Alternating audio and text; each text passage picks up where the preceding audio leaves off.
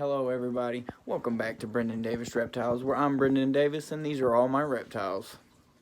So today's video is going to be, in my opinion, the top 3 things that I've done wrong since I've been a caretaker for these majestic reptiles. I'm really starting to enjoy these tanks.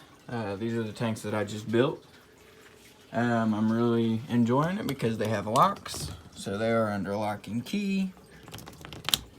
Versus Rosie's tank, she just has these little latches to keep her secure, which she's still secure, but I really enjoy these because they simply have a lock, and I really enjoy the lock aspect. They're in no specific order, but this is numero uno. So, this is number 1. So my green tree python, when I first originally set up his tank, he had a lot thicker perches. And with doing a lot of research on these green tree pythons, I learned that they were really thick perches for him. Because the perch is supposed to be about the thickness of, the thickest point in the snake. Same as feeding. Whenever you feed, you want to give them something the size of their thickest point. So, moral of the story is, I had somebody comment on one of my videos, and he was exactly correct.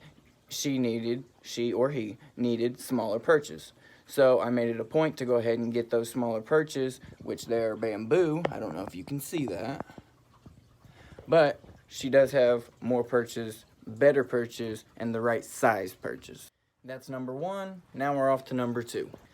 So, now we're on to my leopard geckos.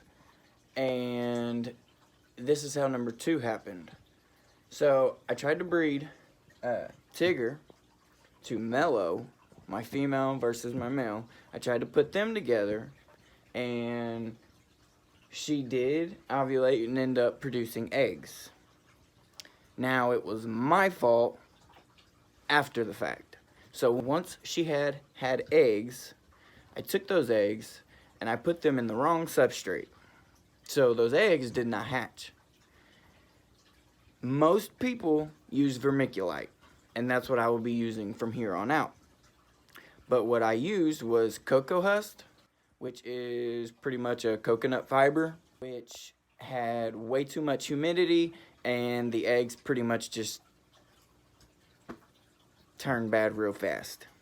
So I know what the problem was, and I believe I know how to fix it for future references. But that was number 2. Now we're on to number 3. Now, number 3, I actually have not figured out yet.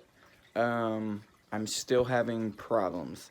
So if anybody out there, I am willing to listen to your words of wisdom and see if I can get this project going. Because number 3 is my cricket bin. Now, I have crickets. And when I got the crickets, they were a little too small, which all the research that I've done all says that it's actually an easy thing, but yet I'm having a little bit of trouble with it.